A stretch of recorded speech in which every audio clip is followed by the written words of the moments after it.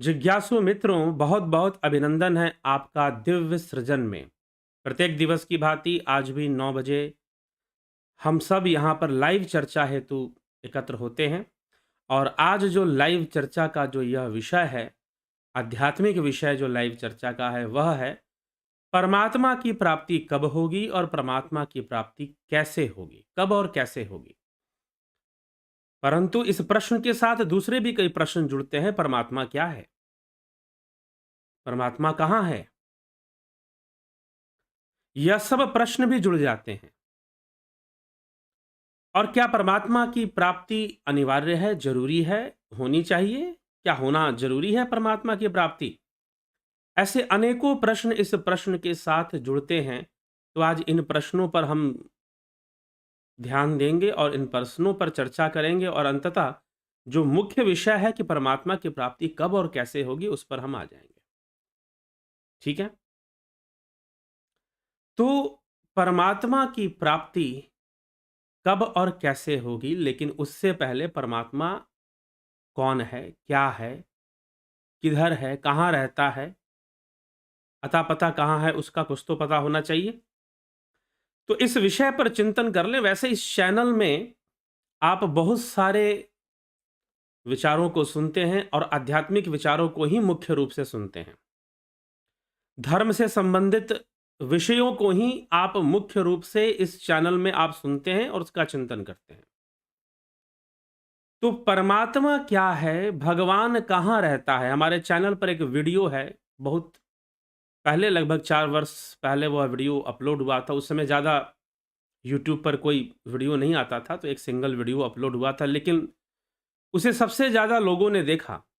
लगभग 53 लाख लोग, 5.3 मिलियन उस पर व्यूज़ हैं। आप भी उस पर जाकर उसे सुन लें। उसमें इसी प्रश्न का उत्तर है कि परमात्मा कहाँ है, भगवान रहता कहाँ है। तो अंततः बताया गया है कि उसमें जिस प्रकार से दूध में घी का वास है, जिस प्रकार से दूध में घी का वास है, क्या नजर आता है दूध में घी? नहीं, लेकिन निकलता है, उसका सार तत्व है वो। वैसे सर्वव्यापी है परमात्मा इस जगत में, इस संसार में, हर तरफ वो सर्वव्यापी, तीनों लोकों में वो सर्वव्यापी है, वह परमात्मा। तो परमात्मा दूध में घी के समान व्याप्त है। अरण्यों में अग्नि के समान, उपनिषदों में भी ये चर्चा हो चुकी है, अरण्यों में अग्नि के समान व्याप्त है। दूध में घी के समान व्याप्त है वह परमात्मा। तो इस प्रकार से परमात्मा की स्थिति बताई गई है कि परमात्मा क्या है, कौन है। तो इसीलिए परमात्मा तो इस तरह से सब जगह व्याप्त है, सर्वव्यापी है। वह कोई ऊपर की दिशा में नहीं बैठा हुआ, किसी ऊंची पर्वत या किसी ऊंचे लोक पर एक कोई महात्मा जी ऐसे मिल गए। महात्मा मतलब कोई साधु वधु नहीं थे, साधारण किसी संस्था से जुड़े हुए, कहने लगे नहीं, सूर्य लोक है, चंद्र लोक है और इससे भी परे परमात्मा का लोक है। मतलब सूर्य और चंद्रमा तो इंद्रियों का विषय है। तो आप ये कहना चाहते हैं कि परमात्मा भी इंद्रियों का विषय है? तो जी नहीं, परमात्मा इंद्रियों का विषय कदापि नहीं है। शास्त्र इसका खंडन करते हैं और शास्त्र खंडन करने वाली बात नहीं है। स्वयं भी आप अपने अनुभव से, ध्यान योग से आप इस विषय को समझ सकते हैं। वह इंद्रियों का विषय तो कदापि नहीं, क्योंकि इंद्रियां जो भी देखती हैं वह मिथ्या देखती हैं। इसलिए परमात्मा इंद्रियों का विषय नहीं हो सकता। इंद्रियां वही देखती हैं जो इंद्रियों के देखने की क्षमता है। इसके लिए चैनल पर एक वीडियो है, क्या अपवित्र वस्तु में भी परमात्मा है? इस पर चर्चा है। किसी ने दावा किया कि नहीं, परमात्मा सिर्फ पवित्र वस्तुओं में है, अपवित्र में नहीं। तो किसी वस्तु का पवित्र होना, अपवित्र होना, शुभ होना, अशुभ होना, सुगंधित होना, दुर्गंधित होना, बदसूरत दिखना, सुंदर दिखना, यह सब विषय इंद्रिय विषय है। उन्होंने कहा कि सुअर जो है अपवित्र जीव है, तो उसमें परमात्मा नहीं होता। उनके गुरुजी ने ऐसा उनको सिखा रखा है। तो सूअर बेचारा क्या पवित्र है, क्या कर दिया उसने, कुछ बिगाड़ लिया आपका? तो सूकर, अब तो सूकर अवतार का भी वर्णन आता है भागवत महापुराण में। तो वो अपवित्र जीव किसी वस्तु का पवित्र अपवित्र जो आप देख रहे हैं, यह अपने इंद्रियों से देख रहे हैं। अगर कहीं चंदन की सुगंध आएगी तो आप उस वस्तु को क्या पवित्र बोलेंगे? अब उसी चंदन के वृक्ष में भुजंग भी लिपटे होते हैं, सर्प भी लिपटे होते हैं। तो किसी वस्तु को पवित्र अपवित्र कहना यह आपके इंद्रिय अनुभूति पर निर्भर करता है, आपके सेंस एक्सपीरियंस पर निर्भर करता है। ठीक है, इसीलिए आपका जो सेंस एक्सपीरियंस है, आपकी जो इंद्रिय अनुभूति है, वह मिथ्या है। तो इंद्रिय अनुभूतियों में परमात्मा नहीं होता। परमात्मा तो सर्वव्यापी, कण कण में व्याप्त है, सर्वव्यापी है। सर्वे वयमतः परम, ठीक, वह सर्वव्यापी ही है। तो इसीलिए वैसे ही सर्वव्यापी है जैसे दूध में, दुग्ध में घी है। दधनीव सर्पी तिलैषु तेलम, दधनीव सर्पी तिलैषु तेलम अरनेषु अग्नि, अर्थात दधनीव सर्पी जैसे दधी में घी के समान, तिलैषु तैलम जैसे तिल में तेल है। ज्यों तिल माही तेल है, ज्यों चकमक में आग, तेरा साईं घट में है, जाग सके तो जाग। जैसे तिल में तेल है, जैसे दधी में घी है, दूध में घी है, अरण्यों में अग्नि का वास है, ज्यों चकमक में आग। दधनीव सर्पी तिलेषु तेलम, वैसे परमात्मा का वास है। तो पहले तो परमात्मा के विषय में यह आप जान लीजिए। और यह जो परमात्मा का सर्वव्यापी वास है, वह इंद्रियातीत, इंद्रियों से परे है। इंद्रियातीत अवस्था में, इसलिए ध्यान योग का कोर्स क्या करता है, आपको इंद्रियों से परे, ट्रांसेंडेंटल की ओर ले जाता है। तो इंद्रियातीत अवस्था में हम उससे जुड़ना शुरू करेंगे, उसकी अनुभूति शुरू करेंगे। ठीक है, अब परमात्मा की प्राप्ति, वह आत्मा शुद्ध है, चैतन्य है। आत्मा परमात्मा को अद्वैत में एक ही माना गया है। बस यह उपाधि है, उपाधि के कारण भेद लग रहा है। समंदर और कुआं दोनों ही जल का स्रोत है, लेकिन दोनों एक उपाधि हैं, दोनों का तत्व एक है, जल है। चलिए, ये स्थूल जगत का कंपैरिजन हम आत्मा परमात्मा से खैर नहीं कर सकते हैं, लेकिन फिर भी समझाने के लिए बताया जा रहा है। शास्त्रों में भी उदाहरण लिया गया है कुएं और समंदर का। तो इसीलिए यह सारी उपाधियां हैं, मूल तत्व तो एक ही है। और आत्मा परमात्मा में कोई भेद इसीलिए नहीं है, वो एक ही है। ब्रह्म आत्म एकत्व बोध ही ब्रह्म ज्ञान है। आदि गुरु शंकराचार्य कहते हैं ब्रह्मात्म एकत्व बोध, कि ब्रह्म आत्मा एक ही तत्व है। इसका बोध आपको हो जाए तो समझो आपको आत्मज्ञान हुआ, आपको ब्रह्म ज्ञान हुआ।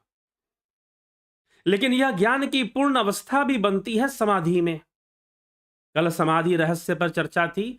सच पूछो तो आज की चर्चा भी समाधि रहस्य पर ही चल रही है, अभी स्पष्ट हो जाएगा। तो इस प्रकार से वह परमात्मा सर्वव्यापी है, उस तक पहुंचा कैसे जाए, वह कब मिलेगा, कैसे मिलेगा, किस प्रकार से मिलेगा, यह चर्चा यहां पर आ जाती है। तो परमात्मा कब मिलेगा और कैसे प्राप्त होगा, इसी को आदि गुरु शंकराचार्य यहां समझा रहे हैं। तो पहले तो कॉन्सेप्ट ऑफ परमात्मा, परमात्मा is not God, because God is a heavenly father. ये गॉड वर्ड हमारे शास्त्रों का नहीं है, यह वर्ड बाइबल से आता है। तो according to Bible God is a heavenly father, but परमात्मा is not a heavenly father. ये डिफरेंस समझ लीजिएगा। God is a heavenly father, but परमात्मा is not a heavenly father. हाँ, उसे परम पिता कहा गया है, वो दूसरे संदर्भ में कहा गया, उसे हेवनली फादर के रूप में नहीं कहा गया। हेवनली मतलब आसमान, सातवां आसमान। सातवें आसमान की चर्चा आपको बाइबल में भी मिल जाएगी, कुरान में भी मिल जाएगी। Because they both belong to Abrahamic cult, Abrahamic thought. वो दोनों अब्राहमिक थॉट्स को बिलोंग करते हैं, इसीलिए बहुत सारी बातें दोनों की एक जैसी हैं। थोड़ा सा कुछ आयतें मिल जाए गीता से और या फिर हमारे ग्रंथों से, बात अलग है, लेकिन जो गॉड का कॉन्सेप्ट है टोटली डिफरेंट है। God is heavenly father, but परमात्मा इज नॉट हेवनली फादर। परमात्मा इज सर्वव्यापी, कण कण में व्याप्त है, सर्वव्यापी सत्ता है वो। तत्व रूप में उसकी सत्ता विद्यमान है, क्योंकि सब कुछ उसी से बना है और उसी में बना है, उसी से बना है और उसी में स्थित है। ये संपूर्ण जगत, यह जीव, यह प्रकृति, सब कुछ उसी में स्थित है। वो कहीं से आया नहीं है कि उस लोक से कोई आत्मा चल के आ गया। एक भाई साहब लिखे हैं कमेंट में कि आत्मा उस लोक से घूम कर आ रहा है, यहां पे आ रहा है। जी नहीं, सब कुछ उस आत्मा के भीतर ही है। कई बार इस बात को मैंने बोला है। इसलिए कहता हूं कि सूक्ष्म शरीर इस स्थूल शरीर से बड़ा है, उसका दायरा इस स्थूल से भी बड़ा है। सूक्ष्म वो अपने तत्व से है, सूक्ष्म वो हमारी इंद्रियों में, अनुभव में नहीं आ रहा, इसलिए हम उसको अति सूक्ष्म मानते हैं, परंतु वह, उसका दायरा हमसे भी बड़ा है, सूक्ष्म शरीर का। वैसे परमात्मा तो सर्वव्यापी है, सर्वव्यापी सत्ता है वो। अब उस सर्वव्यापी सत्ता, वो शांत है, आनंद घन है, चैतन्य है, स्थिर है, अपरिवर्तनशील है। अपरिवर्तनशील। प्रकृति में नित्य परिवर्तन आया, पीछे ही हमने प्रकृति क्षण क्षण बदलती है इस विषय पर चर्चा की, लेकिन उसमें कभी कोई परिवर्तन नहीं आता, इसीलिए वह सनातन है। वह परमात्मा सनातन है। सनातन कहने का तात्पर्य वह शुरू से, जब से क्या, सृष्टि तो अनादि है, सृष्टि भी अनादि है, तो यह भी नहीं कह सकते कि सृष्टि के पहले भी वो था। सृष्टि के पहले भी सृष्टि थी, ठीक, सृष्टि के पहले भी सृष्टि थी। तो जब से वो परमात्मा है, तब से सृष्टि है, तब से सारी चीजें हैं, ठीक। तो हमें इस विषय को थोड़ा समझना होगा कि सृष्टि का विषय क्या है। तो सृष्टि भी अनादि है, प्रलय भी अनादि है, उसका भी कोई प्रारंभ अंत नहीं है। तो सृष्टि जब से है तब से है, वो सनातन है। उसका ना कभी सृष्ट होता, ना वो कभी सृष्ट होता है, ना कभी प्रलय होता है। वस्तुओं की सृष्टि होती है, उनका प्रलय भी हो जाता है, लेकिन उस परमात्मा ना कभी वो सृष्ट होता है, ना कभी प्रलय होता है, क्योंकि सारी सृष्टि और प्रलय की घटना उसके गर्भ में घटित हो रही है, उसके भीतर ही घटित हो रही है। इसीलिए इस जगत को हम कहते हैं ब्रह्मांड, जो ब्रह्म का अंड है। जो ब्रह्म का अंड है, ब्रह्म में ही स्थित है। जैसे अंडा, किसी जीव का अंडा हो, किसी पक्षी का अंडा हो, वो चाहे मनुष्य का भी अंडा होता है। ये अलग बात है कि मां के गर्भ से शिशु उत्पन्न होता है, लेकिन अंदर तो अंडा बनता है, गर्भ में भी। तो यह जो ब्रह्मांड है, ये उस ब्रह्म का अंड है, उसके भीतर ही स्थित है, उससे अलग स्थित नहीं है। यही शास्त्र विचार है, यही अद्वैत विचार है, यही आचार्य आदि गुरु शंकराचार्य का यह मत है। और मात्र उनका मत नहीं है, ये संपूर्ण जनक की जो अद्वैत की जो श्रृंखला चली है, चाहे सुखदेव मुनि का मत हो, चाहे गौड़पाद, गोविंद पाद, महर्षि पतंजलि का भी अगर आप मत लेंगे, तो सब कुछ उस चैतन्य के अंतर्गत ही घटित हो रहा है, उसी में घटित हो रहा है। तो कहीं भी परमात्मा से हम अलग नहीं हैं, हम उससे अलग है ही नहीं। तो वह नित्य चैतन्य स्वरूप, नित्य शांत है, स्थिर है, अपरिवर्तनशील है। उसके अंदर कभी किसी प्रकार का परिवर्तन कदापि नहीं आता। उसके अंदर कभी किसी प्रकार का परिवर्तन कदापि नहीं आता। वह अपरिवर्तनशील है, परिवर्तन उसमें नहीं देखा गया, वो शांत है। अब हमें उस परमात्मा तक पहुंचना है, हमें उस परमात्मा तक पहुंचना है। क्यों पहुंचना है? क्योंकि जन्म बारंबार पाया, मरण दुख हर बार झेला, पुनर्जन्नी जठर में या, सुख दुखों का खेल खेला, पार करना है अगम संसार सागर, विश्व भारी, पाही प्रभु अवलंब तुम्ही अब मुरारी। बार बार जन्म लेना, फिर से वही कर्म करना, वही दुखों को भोगना, कर्म बंधन में पड़े रहना, जीव को जब समझ में आने लग जाता है भैया ये तो लंबी चेन लगी हुई है कर्म फल की और ये तो ऐसे ही बीतता रहेगा और इसमें ज़्यादा कुछ नहीं है। बहुत सुखी होना चाहते हो, बढ़िया गाड़ी में घूमोगे, बहुत सुखी होना चाहते हो, बढ़िया खाना खाओगे, बहुत सुखी होना चाहते हो, बढ़िया शादी-ब्याह कर लोगे। दुनिया पड़ी हुई है, कहीं पर नदी, पहाड़, जंगल हैं, कहीं मरुस्थल है, घूम लोगे, टूरिस्ट लोग घूमते हैं ना, क्या घूमते हैं? पहाड़ घूम लेंगे, नदियाँ घूम लेंगे, मरुस्थल घूम लेंगे, दलदल घूम लेंगे, बीहड़ घूम लेंगे, जैसे चंबल का बीहड़ है, दरारें हैं वहाँ पर कई भूमि के अंदर दरारें बनी हुई हैं, घाटियाँ हैं, चंबल घाटी, तो इस तरह के आप घूम लोगे, बहुत सारे प्रकृति में लोग घूमते रहते हैं। दुनिया में, देश में घूम लोगे, विदेशों में घूम लोगे। महर्षि अरविंद ने कहा कि India is itself A mini world. महर्षि अरविंद ने कहा कि भारत स्वयं ही एक मिनी वर्ल्ड है क्योंकि यहाँ पर ग्लेशियर भी है, मरुस्थल भी है, यहाँ पर सबसे ठंडा प्रदेश भी है, यहाँ पे सबसे बरसात होने वाला चेरापूंजी जैसा प्रदेश भी है, यहाँ पर मरुभूमि भी है राजस्थान में, समुद्र का किनारा भी है और ग्लेशियर भी है, सबसे बड़ी बात। तो इसलिए ये तो अपने आप में पूरा वर्ल्ड ही है। इस प्रकार से अरविंद ने महर्षि अरविंद ने भारत के बारे में लिखा है। तो लोग घूमते हैं, दुनिया घूमते हैं, क्या कर लोगे? यही सब कर्म होते रहेंगे, आहार, निद्रा, भय, मैथुन और तुम इसी में घूमते रहोगे, यही सब कर्म करते रहोगे। इसीलिए और दुखी होते रहोगे तो अंततः तुम्हारे दुखों का निवारण ही यही है कि तुम परमात्मा की प्राप्ति करो, उस स्थिर चैतन्य ब्रह्म में जाकर लीन हो जाओ, उसमें स्थित हो जाओ, तो तुम सर्वदा शाश्वत सुख को प्राप्त कर लोगे, शाश्वत शांति और शाश्वत शक्ति को प्राप्त कर लोगे, तुम शक्ति संपन्न हो जाओगे। क्योंकि इस अवस्था में तुम अपनी पूर्णता को प्राप्त करोगे। तो पूर्णता आनंद से आएगी, पूर्णता शक्ति से आएगी, उसके बिना पूर्णता कैसी? तो तुम अपनी पूर्णता को प्राप्त कर लोगे और जब पूर्णता प्राप्त होगी तो तभी तुम्हें परमात्मा मिल जाएंगे, बिना परमात्मा के नहीं। कुछ लोग कहेंगे कि नहीं, परमात्मा तो हमें तब मिलेगा जब हम उसके लोक में जाएंगे, उसके साथ रहेंगे, उसका कहीं पर लोक एग्जिस्ट करता है जहां हम रहेंगे। तो बंधन तो बना रहेगा, जब तक जीव रहेगा तब तक उसका कर्म भी रहेगा। जीव रहेगा तो उसके संस्कार रहेंगे, उसके कर्म रहेंगे। तो हो सकता है कि वहां पर वो रहते, वहां से फिर दोबारा फिर फंस जाए आकर, वहां जाने के बाद। इसीलिए ऐसी कोई मान्यता अद्वैत स्वीकार नहीं करता और लीन होने की बात करता है, पूर्णता लीन होने की बात करता है। और मैं कहता हूं आप ध्यान योग खुद अच्छे से करोगे तो लीन हुआ जा सकता है कि नहीं, ये खुद समझ में आना शुरू हो जाएगा। अगर ध्यान योग करोगे तो लीन हुआ जा सकता है कि नहीं, ये खुद ही समझ में आना शुरू हो जाएगा। निधिध्यासन की आवश्यकता है, करने की आवश्यकता है, ठीक हो जाएगा। और जब आप ऐसी अवस्था में लीन होगे जहां संपूर्ण आवरण शक्ति का निरोध हो जाएगा, विक्षेप शक्तियां नष्ट हो जाएंगी, सारी उपाधियां खत्म हो जाएंगी, वासना त्रय का क्षय हो जाएगा, मन बुद्धि चित्त अहंकार आत्मा में लय हो जाएंगे, अंतःकरण नहीं रहेगा, अंतःकरण का लय हो जाएगा, तुम समाधि अवस्था में पहुंच जाओगे और तुम्हें परमात्मा की प्राप्ति हो जाएगी।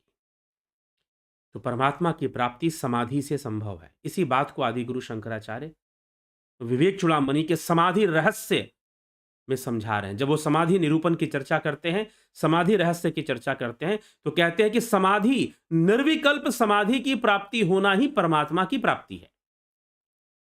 सीधी सी बात, अगर एक लाइन में मैं पूरी बात कह दूं, आज के व्याख्यान में का जो विषय है और जो कहा गया है आदि गुरु शंकराचार्य जी के द्वारा, तो वो यही कह रहे हैं, निर्विकल्प समाधि की प्राप्ति हो जाना परमात्मा की प्राप्ति है। That's all.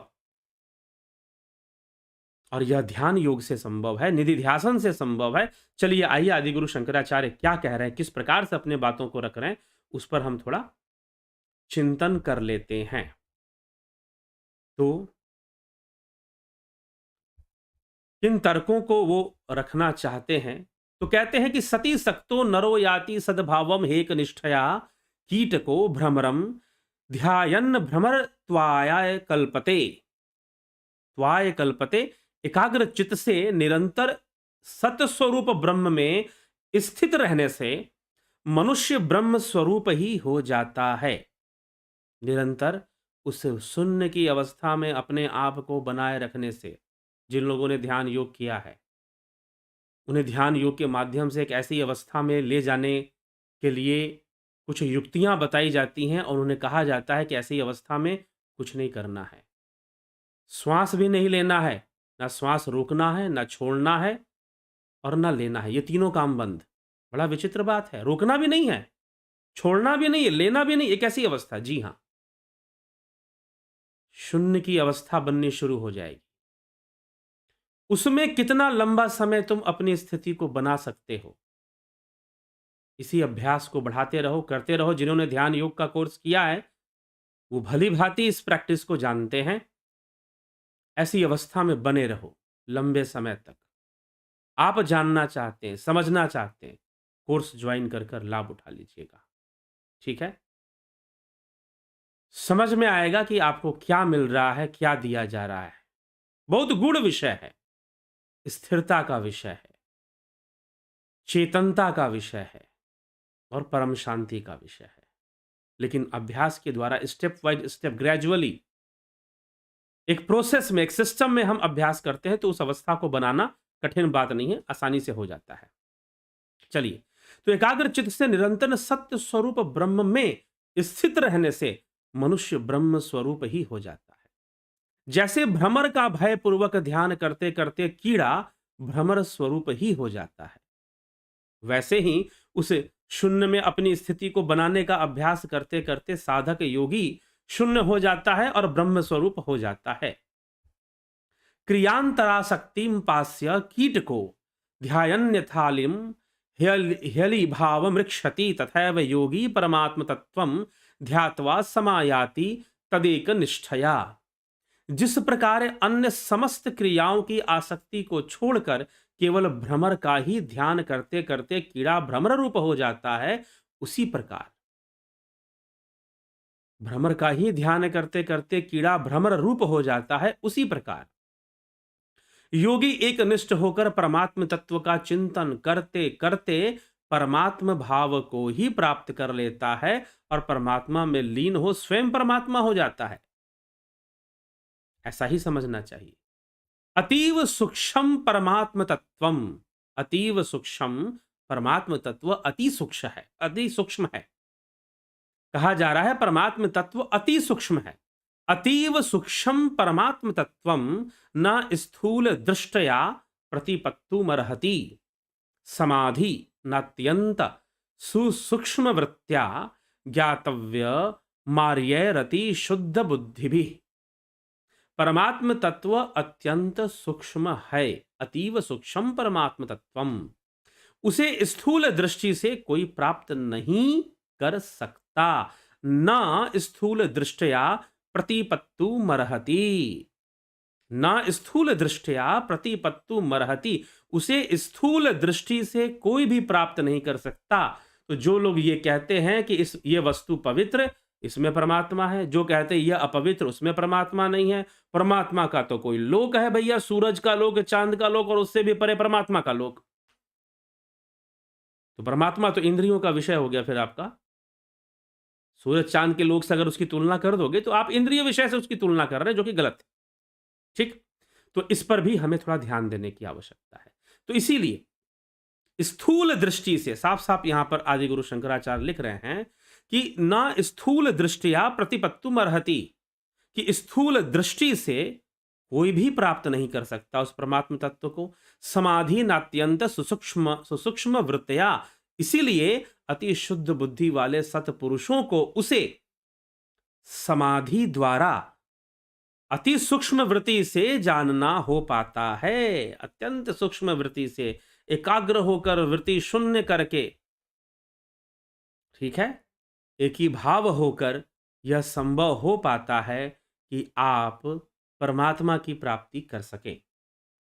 ठीक है, तो यह परमात्मा की प्राप्ति, तो परमात्मा की प्राप्ति आत्म अनुसंधान का परिणाम है। आत्म अनुसंधान करता या आत्म अनुसंधानी जो लोग हैं वही परमात्मा तक पहुंच पाते हैं। कहीं कहीं कोई बैठा हुआ कोई शक्ति है ऊपर में जो कुछ कृपा बरसा देगा, कुछ टॉफी गिरा देगा, ठीक है, ऐसी कोई शक्ति की मान्यता अद्वैत नहीं देता है। ठीक है, जो डंडा लेकर बैठा हो न्याय करेगा जी, और इसी विचारधारा ने कि वो न्याय करेगा और उसने ये कहा है, उसने वो कहा है, पादरी महोदय तो उससे जुड़े हुए हैं, उस डायरेक्ट कनेक्शन है पादरी महोदय का, और वो जो बोलेंगे वह गॉड की वाणी है। इसी विचारधारा ने यूरोप को 1000 वर्षों तक अंधकार युग में रखा। आप भी अगर इस विचारधारा के वशीभूत हो गए, आप भी अगर इस विचारधारा के वशीभूत हो गए, तो निश्चय ही गड़बड़ हो जाएगी। फिर तो आप ही भी अगर इस विचारधारा के वशीभूत हो गए, तो अंधकार युग आपके लिए भी शुरू हो जाएगा, समझ लो। और आप किसी न किसी चमत्कार पर भरोसा कर कर उसकी प्रतीक्षा करते रहोगे। वास्तव में जो गुरुओं की वाणी है, जो शास्त्रों की वाणी है, उस पर अमल नहीं कर पाओगे। वास्तव में जो आपसे चाहते हैं वो काम ना कर कर कुछ और काम में लग जाओगे, और तरह तरह की संस्थान वृद्धि हेतु लोगों को धर्म के नाम पर किसी और ही काम में लगा दिया करती हैं। यही ज्यादातर देखा गया है। ठीक है, तो इसीलिए यह कोई गुलामी का विषय नहीं है, यह कोई दासता का विषय नहीं है। यह तो अपनी ही भीतर, अपने ही भीतर, क्या तुम ही परमात्मा हो, जीव ही ब्रह्म है। कितनी बार आदि गुरु शंकराचार्य ने अपने इस विवेक चूड़ामणि नामक ब्रह्म साहित्य में, ब्रह्मशास्त्र में, उन्होंने बार बार यह बात रिपीट कर कर कही है कि तुम ही तो ब्रह्म हो, और कौन है। तो वह परमात्मा तुमसे अलग नहीं है। तुम अपने संपूर्ण साधनों का प्रयोग करो, तुम ध्यान करो, प्राणायाम करो, तुम मंत्र जाप करो, और अंतर्मुखी अपनी एकाग्रता को सिद्ध करो, अपने हृदय गुहा में घुस जाओ, उसका भेदन कर दो। उसके भेदन से ही सारे रहस्य प्रकट होते हैं। अभी भेदन करने में बड़ा कठिन है। लोग इसको कुछ का कुछ समझ लेंगे, जैसे कोई ग्रंथि होगी वो मिलेगी और हम उसको छेद देंगे। जी नहीं, शून्य की अवस्था में जब पहुंचोगे, जहां ना श्वासें आती हैं, ना जाती हैं, ना रुकती है, ये तीनों कार्य वहां नहीं होते। जब शून्य की अवस्था में पहुंचोगे, तो निश्चय ही परमात्मा की प्राप्ति हो जाएगी। सारे भेद खुल जाएंगे। भिदंते हृदय ग्रंथि छिदंते सर्व संशया। सारे संशयों का नाश होगा, पूर्ण ज्ञान वहीं पर अनुभव होगा। ठीक है जिज्ञासुओं, तो ये परमात्मा की प्राप्ति समाधि अवस्था, निर्विकल्प समाधि की जो अवस्था है, वह परमात्मा की ही प्राप्ति है। निर्विकल्प समाधि की जो अवस्था है, वो परमात्मा की ही प्राप्ति है। ऐसा ही वर्णन यहां समाधि रहस्य में आदि गुरु शंकराचार्य करते हैं। ठीक, और उसी को फिर ब्रह्मानंद रस रूप प्राप्त होता है। आगे वो लिखते हैं, क्या लिखते हैं देख लें। यथा सुवर्णम पुटपाक शोधितम त्यक्त्वा मलम स्वात्म गुणम समृक्षति, तथा मनः सत्व रजस्तमोमूलम ध्यानेन संत्यज्य समेति तत्वम। जिस प्रकार पुटपाक विधि से अग्नि में शोधा हुआ जो सोना होता है, संपूर्ण मल को त्याग, गहने बनाते समय कुछ अशुद्धि उसमें डालकर गहने बनाते हैं लोग, सोना में मल को त्याग कर जब वो अग्नि में डाल दिया जाता है, तो सारी अशुद्धि निकल जाएगी, वो शुद्ध रूप में बचता है, और मल को त्याग कर अपने स्वाभाविक स्वरूप को प्राप्त हो जाता है। उसी प्रकार मन ध्यान के द्वारा सत्व रज तम रूप मल को त्याग कर परमात्म स्वरूप में स्थित हो जाता है। परमात्मा की प्राप्ति उसे हो जाती है। ठीक है, सतोगुण रजोगुण इन तीनों से ऊपर उठकर उसे परमात्मा की प्राप्ति, और वो स्वयं परमात्मा स्वरूप हो जाता है, क्योंकि वो है ही परमात्मा स्वरूप। उसका वास्तविक रूप परमात्मा ही है। हमारा वास्तविक रूप परमात्मा ही है, लेकिन हम अपने स्वरूप से निकले हुए हैं, हम अपने स्वरूप से अलग हो गए हैं, हम अपने स्वरूप में नहीं हैं। तो ध्यान योग के द्वारा ध्यान करते हुए, निधिध्यासन करते हुए हमें अपने स्वरूप में स्थित होना चाहिए। ऐसा प्रयास हमें करना चाहिए, ऐसा अभ्यास हमें करना चाहिए। और इसीलिए यह प्रेरणा यहाँ दी जाती है, हम स्वयं को जानें और स्वयं को, शक्तियों को हम जानें। हमारे भीतर शक्तियां हैं, वो जागृत होती हैं। जब सही तरीके से ध्यान योग होगा, तो निश्चय ही वो शक्तियां जागृत भी होंगी और वो काम भी करेंगी। आवश्यकता है ध्यान योग करने की, सीखने की, जानने की, और अपना विकास करने की। तो बहुत बहुत आभार है आप सभी का। जुड़े रहें, बने रहें। और जैसा कि आपको विदित है, कम्युनिटी पोस्ट में आपको डिटेल मिल जाएंगे। आप अगर नेचुरोपैथी का कोर्स ज्वाइन करना चाहते हैं, 14 तारीख से वो शुरू हो रहा है, और साथ ही साथ 14 तारीख से ध्यान योग का कोर्स तो पहले से ही चलता है, ध्यान योग का कोर्स। तो ध्यान योग का कोर्स भी आप ज्वाइन कर सकते हैं, और नेचुरोपैथी का भी ज्वाइन कर सकते हैं, दोनों साथ भी कर सकते हैं। उसके ऊपर हम एक अपडेट लाएंगे कि दोनों साथ कैसे कर सकते हैं। तो वह भी आपको देखना है और दोनों साथ करके भी आप जो है लाभ उठा सकते हैं दोनों का। थोड़ी-सी उसमें छूट मिलेगी। दो जो लोग ध्यान योग का कोर्स, सन मेंबरशिप, जुपिटर मेंबरशिप जो है, ध्यान योग, स्पिरिचुअल हीलिंग और नेचुरोपैथी, तीनों जो लोग कोर्स जॉइन करेंगे, उनको ₹1000 की छूट उसमें दी गई है। आप जॉइन ज़रूर कर सकते हैं। इन कोर्सेज़ का लाभ उठाइए। कोर्सेज़ के शुल्क हैं, ताकि आप जॉइन करें तो गंभीरतापूर्वक जॉइन करें और प्रत्येक विषय का पूरा लाभ उठाएँ। ठीक है? तो ये हमें थोड़ा-सा समझना है। और परमात्मा की प्राप्ति तो समाधि अवस्था में ही होती है। निर्विकल्प समाधि की अवस्था ही परमात्मा की प्राप्ति है, ऐसा समझना चाहिए। तो चलिए इसी के साथ विराम देते हैं और कल फिर लाइव चर्चा में हम सब मिलेंगे और बातें करेंगे। चर्चा को आगे बढ़ाएँगे। यही विवेक चूड़ामणि की चर्चा चल रही है, इसमें अभी बहुत सारी चीज़ें हैं। तो अगला जो विषय है वो भी बहुत रोमांचक है और उसको हम सुनेंगे और लाभ उठाएँगे। बहुत-बहुत आभार आप सभी का।